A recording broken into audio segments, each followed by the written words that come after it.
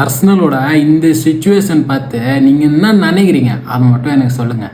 Starting of the சீசனில் எல்லாரும் சொல்லியிருந்தாங்க இந்த வாட்டி அர்சனல் பிச்சிருவாங்க, அது பண்ணுறாங்க, இது பண்ணுறாங்க.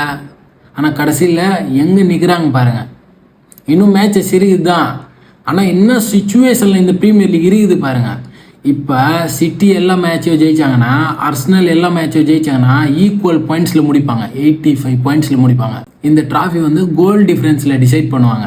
இதில் பெரிய லாஸு அர்சனலுக்கு தான், சிட்டிக்கு கிடையாது. ஏன்னா சிட்டி வந்து ஸ்டார்டிங் ஆஃப் த சீசன்லேருந்து கொஞ்சம் அப்படி இப்படின்னு இருந்தாங்க, நடுவில் மேட்சஸ்லாம் தோத்தாங்க. ஆனால் இப்போ ப்ரீமியர் லீக் அடிக்கிற நிலமையில இருக்கிறாங்க.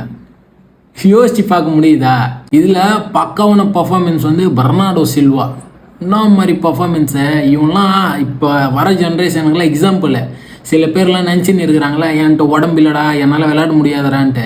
இவனை பாருங்க டிஃபென்சிவ்லேருந்து அட்டாக்கிங்லேருந்து எல்லா இடத்துலையும் இருந்தான். வேற மாரி பர்ஃபார்மன்ஸு.